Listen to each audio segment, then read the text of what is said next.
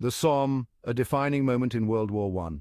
July 1st, 1916. The date is etched in history. It marks the beginning of the Battle of the Somme. This was one of the largest battles of World War I. It took place on both sides of the River Somme in France. The battle lasted for more than 4 months. It ended on November 18th, 1916.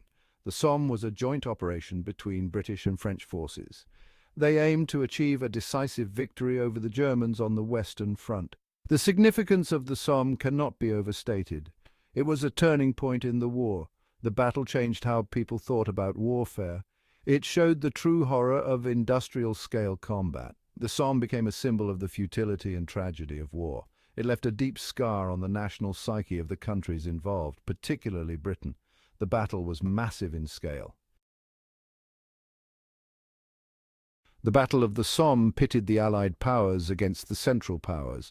On one side were the British and French armies, on the other the German Empire. The British forces were led by General Sir Douglas Haig. The French were under the command of General Ferdinand Foch.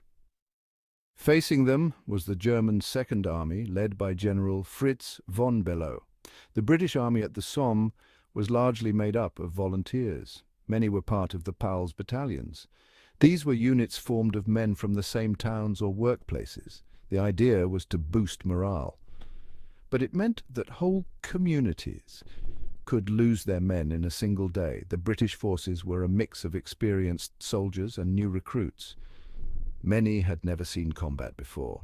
The French army was more experienced. They had been fighting since the start of the war in 1914. The primary objective of the Somme offensive was to break the deadlock on the Western Front. By 1916, the war had been raging for nearly 2 years. The front lines had barely moved. Both sides were dug into elaborate trench systems. The Allies needed a decisive victory. They hoped to push the Germans back and relieve pressure on the French at Verdun. The ultimate goal was to break through the German lines. This would allow a return to mobile warfare. The Allied strategy was based on a massive artillery bombardment. It was to last for 7 days. The plan was to destroy the German defenses and cut the barbed wire. This would allow the infantry to advance with minimal resistance. The British were to attack on a 15-mile front. The French would attack on an 8-mile front to the south. The hope was that the German line would collapse under the weight of the assault. General Haig's plan was ambitious. He believed that once the German front line was broken, cavalry could exploit the breach. They would push deep into enemy territory. July 1st, 1916, dawned clear and sunny. At 7:30 a.m., the week-long artillery bombardment lifted. Whistles blew along the British line. Tens of thousands of men climbed out of their trenches. They began to walk across no man's land towards the German positions. What happened next would shock the world. The German machine guns opened fire. They cut down wave after wave of advancing British soldiers. The British had been told to expect little resistance. They were wrong.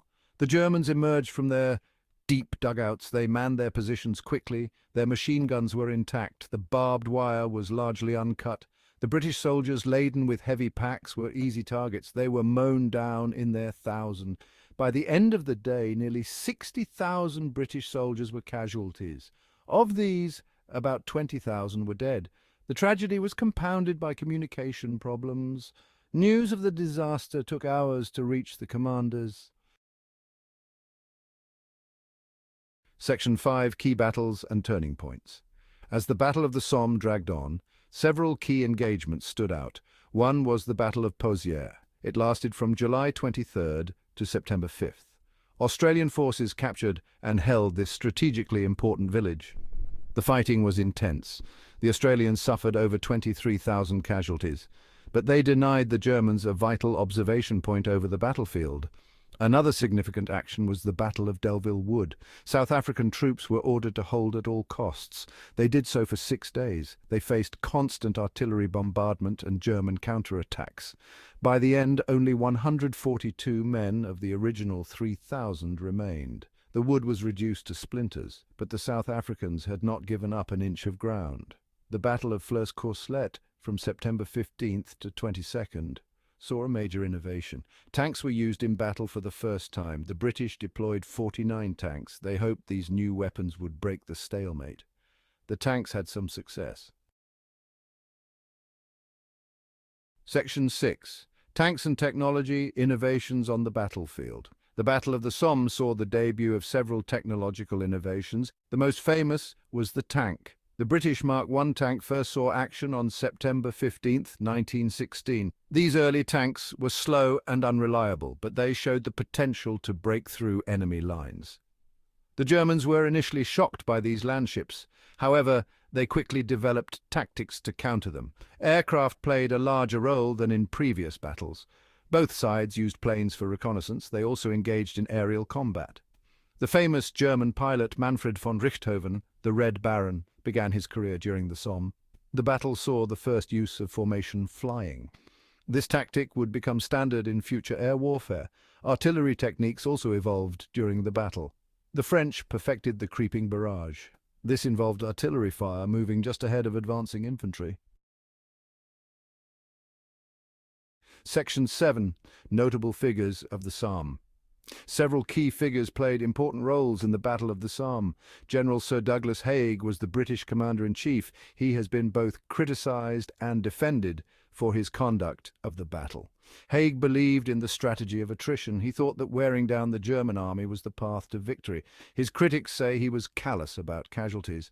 His defenders argue he had few other options given the nature of trench warfare. On the German side, General Fritz von Below commanded the Second Army. He skillfully managed the defense of the Somme sector. Von Below used flexible tactics. He allowed frontline commanders to make quick decisions. This helped the Germans resist the Allied attacks effectively. Von Below's leadership was crucial in preventing a total collapse of the German lines. Lieutenant General Sir Henry Rawlinson commanded the British Fourth Army. He was directly responsible for much of the Somme fighting. Section 8. The human cost, casualties and conditions. The human cost of the Battle of the Somme was staggering. By the time the offensive ended in November, the British had suffered about 420,000 casualties. The French lost about 200,000 men. German casualties were around 500,000. In total, over 1 million men were killed or wounded. For all this bloodshed, the Allies had advanced only about 7 miles at the deepest point. The conditions endured by the soldiers were horrific. The constant artillery bombardment turned the battlefield into a muddy wasteland, shell holes filled with water. Men often drowned in these impromptu ponds. The stench of rotting corpses was overwhelming. Rats infested the trenches, feeding on the dead. Lice were a constant torment. Trench foot, caused by standing in water for long periods, was common. The psychological impact was immense. Many soldiers suffered from shell shock, what we now call PTSD. Section 9. Legacy and Impact Lessons from the Somme. The Battle of the Somme left a deep and lasting impact. For Britain, it marked the loss of a generation. The scale of the casualties shocked the nation. It changed attitudes towards war and authority. The battle became a symbol of futile sacrifice. It influenced literature, art, and popular culture. Writers like Siegfried Sassoon and Wilfred Owen captured the horror in their poetry. Militarily, the Somme taught hard lessons. It showed the limitations of artillery. It demonstrated the need for better communication. The battle led to improvements in tactics. The bite-and-hold approach replaced grand breakthrough attempts. Infantry learned to advance in small groups. These lessons were applied in later battles. The Somme had strategic impacts too. It relieved pressure on the French at Verdun. It wore down the German army. But these gains came at an enormous cost. The battle raised questions about high command competence.